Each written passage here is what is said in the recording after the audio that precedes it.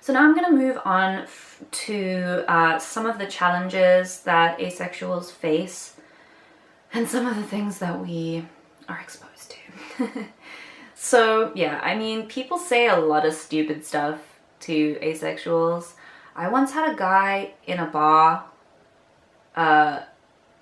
who had a big beard and was smoking a vape tell me that asexuality is fake, not existent, but it's also cultural appropriation. He didn't say of what culture. And he also said that sex is the only way to grow and develop as a person. Yeah, I've heard a lot of stuff in my life. I've heard a lot of, you wouldn't be ace if you got with me. Yeah, all kinds of crazy comments. That comes from like a lot of ignorance.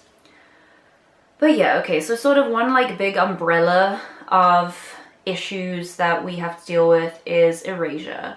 In much the same way that sort of bi or pan people deal with people saying that it's a fake identity, like you're not bi, you're just one or the other, you're not pan, you're just one or the other, you're not ace because ace people don't exist, you're just lying to yourself, to the world. A lot of times people want to tell you that you're not asexual, and a lot of times that's because they perceive the way that you're behaving as being incompatible with asexuality. Perhaps because you engaged in sex or a sexual activity or a sensual activity, and they think you're not asexual because of such and such a way that you behaved. I don't think that you're asexual. I think that you're actually demi. I don't think that you're asexual. I think that you just whatever. And, you know, if you're ace and you're dealing with people just not believing you like that, I guess I just want to say, like, just remember that those people can't experience your life the way that you are, and you know yourself. I always say to people, like, if you're feeling confused and you're feeling like, because a lot of times as you're going through life, you feel a lot of confusing feelings that make you feel like, oh my gosh, like, am I just lying? Like, maybe I'm wrong, and it's like, just calm down and remind yourself of those things that at one point in your life made you go, you know, I'm not like the aloes. Another big form of erasure is the idea that asexuality is something that will go away over time, or is something that will go away when you meet the right person. And this is a very frustrating one, because there's nothing you can say to someone who says that to you, because you don't know what's in the future. And the fact is that if your sexual desires, the specific label that you identify with, changes over time, that's totally okay. If you started out identifying as asexual and down the line you meet someone and you think, I think I'd like to have sex with this person. I don't think I'm sexually attracted to them, but I think that I want sex to be a part of our relationship. That's fine. You can do that. You can have sex and you can still be asexual. That's fine.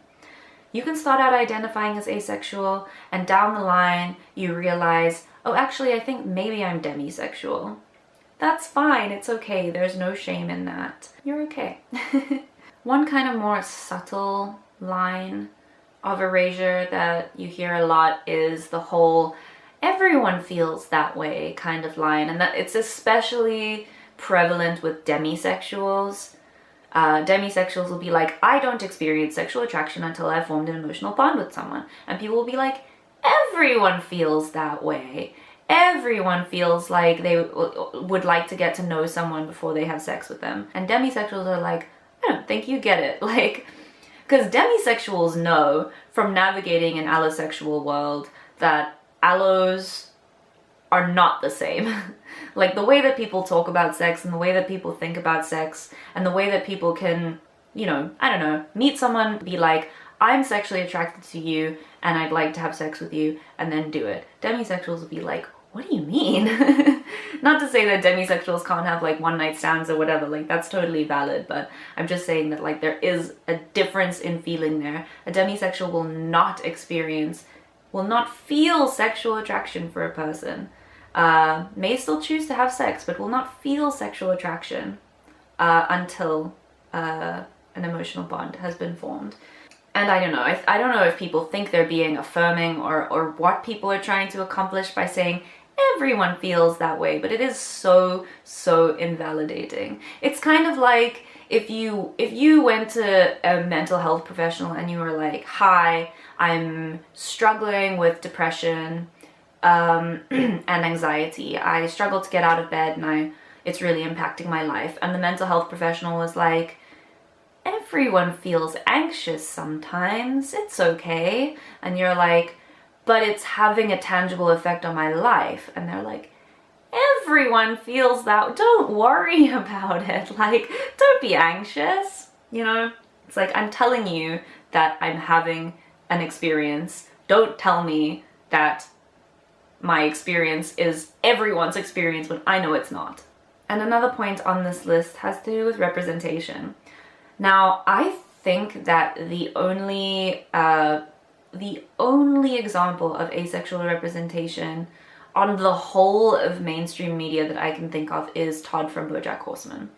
There are other characters who can be interpreted as asexual. I wrote an entire article about Big Bang Theory and Big Bang Theory's treatment of what was obviously asexuality with Sheldon, and how just like horrible they were to him as a character because he wasn't interested in sex. And like, I honestly, like, that show was so bad for that. Like, I can't watch Big Bang Theory, I mean, for many reasons, but mainly because of how horrible they are to him as an asexual, obviously asexual character.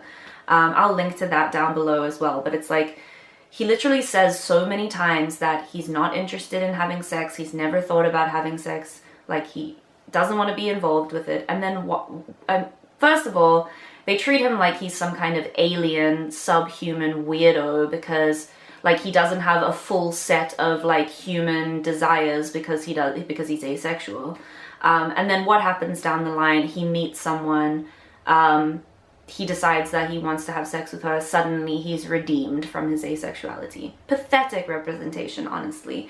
And there aren't many better examples. Even Todd's story in BoJack Horseman wasn't perfect. I think, I haven't watched the show in a while, but if I remember correctly, like, I do think that they conflated asexuality and aromanticism a little bit without really unpacking it, like without putting all the right names to it and being like, I think I'm asexual and aromantic or whatever. And the fact that we have so little representation is really quite troubling. And I'll say, as a person who has been open about asexuality in my spaces for about 5 years, pretty much every single time I speak about asexuality in some kind of public way, from a video or an article or a post on social media, I almost always get messages in my DMs from people who know me personally or just people in general who say, I relate to some of what you're saying. I think that I might be asexual too. You know, I've never heard of anyone speak about this before, but this is how I feel. And I'm always, you know, super glad to talk to people about it because I know that, you know, discovering that I was not just like weird and abnormal and broken and that other people are like me and that it's okay to be like me and to be like the way that I am, that was something like really important in my life. And I really just feel like if there was more and better representation in the media, like so many people would have better experiences with like the way that sex is a part of their lives and their relationships. Another point on the topic of just things that are difficult for asexuals to deal with is just how sort of inextricably linked sex and sexuality is with romance and romantic relationships. Asexuals, I think, do struggle with, am I gonna be able to find a partner, at least those who are interested in finding a partner, am I gonna be able to find a partner, struggling with feeling like, am I enough? Am I going to be enough? Or are they just going to leave me for someone else who is more sexual, Feeling guilty about not being able to fulfill your partner's sexual desires or needs. Everybody always assuming that sex is a... Hello? Everyone always assuming that sex naturally comes with any kind of sensual contact or physical intimacy, that it's always a stepping stone to sex, and you can't have a good cuddle without it leading to sex, without that expectation being there. Yes, my baby. And you can get into some pretty unsafe situations that way, which is also really unfortunate. And on this note, I want to say that I think that the solution to this is kind of twofold. And the first is, I think that people should be realistic about their sexual compatibility. Not clean, not lick balls. Yeah, I mean, and it's kind of a tough thing to say, but I mean, even two asexual people could be sexually incompatible. I would just warn people against like the lure of romance and the lure of being with someone where you have incompatible sex drives and where you're with somebody who isn't willing to respect your boundaries. And the person that you're with should always respect your boundaries, even if you have differing sex drives. You not wanting to have sex should always take precedence over your partner wishing that sex was an option. You not wanting to have sex, not wanting to cross those boundaries, is always the most important thing. It's always more harmful to go further than you wanted than it is to be forced to hang back and chill, okay? And yeah, the second point is, if the world were just more educated about asexuality, I think a lot of people would like there to be less of an emphasis on sex as like the most important thing for intimacy.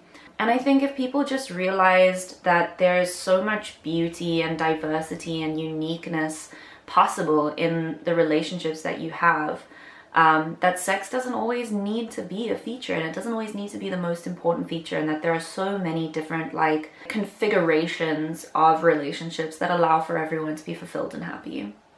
Now I'm gonna change my battery.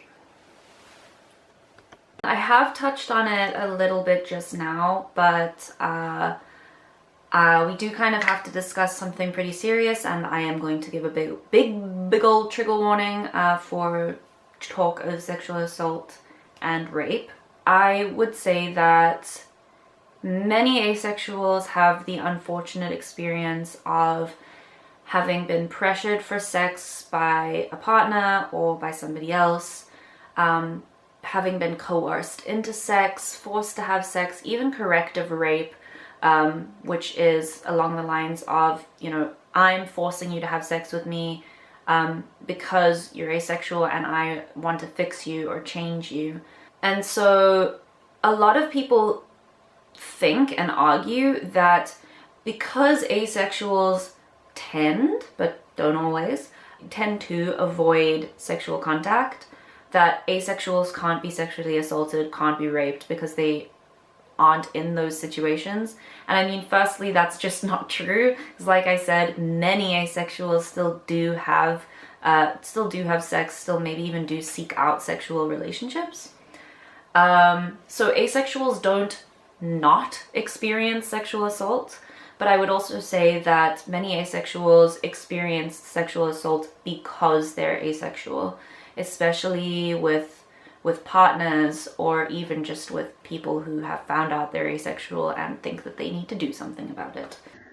Okay, time for some statistics about asexuality and sexual assault. So once again, the trigger warning continues here. So when it comes to sexual violence, that is any kinds of sexual assault, sexual violence, or rape, 43.5% of asexual people experienced some kind of sexual violence, compared to 38.1% of straight non-aces and 55.5% of non-straight non-aces. So queer people, non-ace, were the most likely to experience sexual assault in this study. But what this study doesn't show is the portion of non-straight ace people and sexual assault. Another thing that this data doesn't show is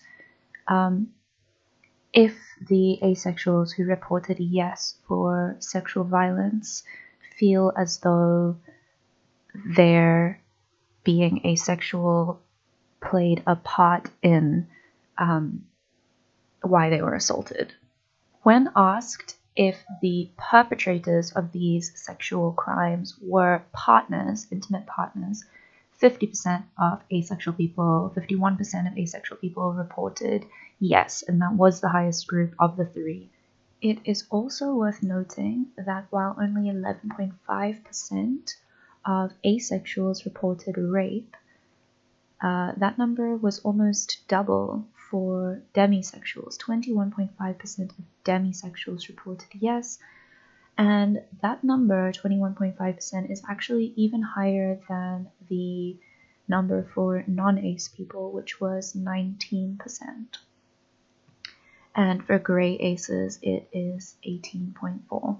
So it seems like people who identify with slightly more sexual labels in the asexual spectrum are more likely to experience rape, and in the case of demisexuals, even more likely to experience rape than an allosexual person.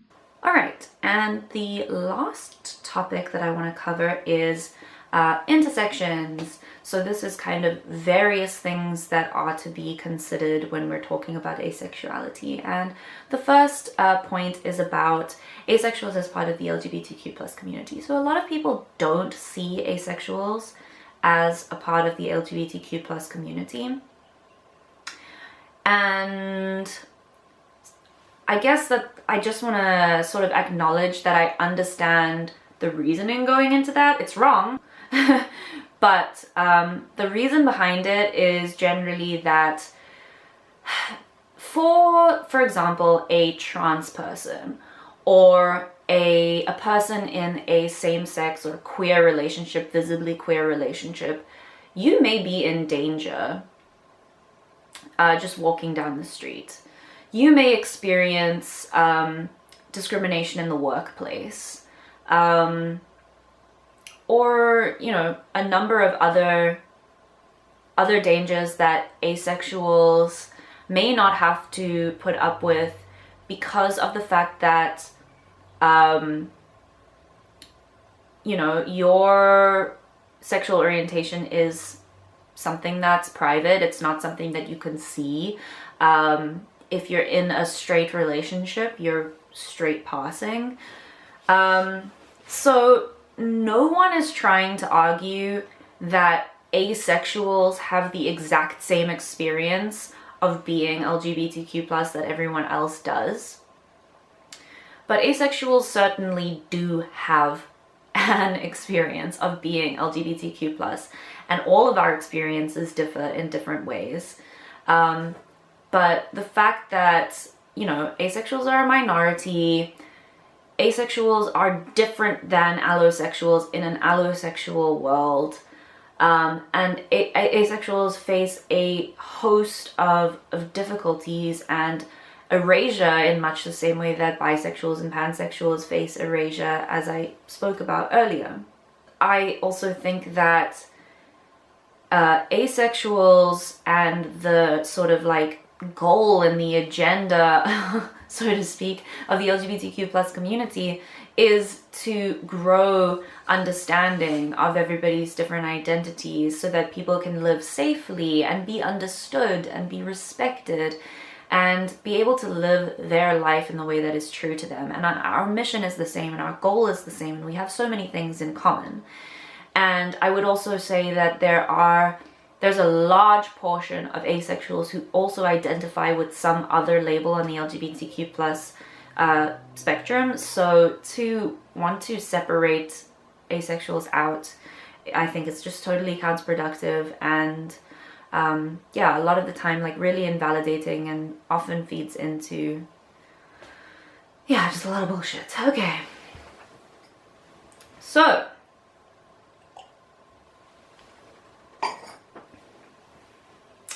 thank you so much for watching, everybody. I hope you enjoyed this video.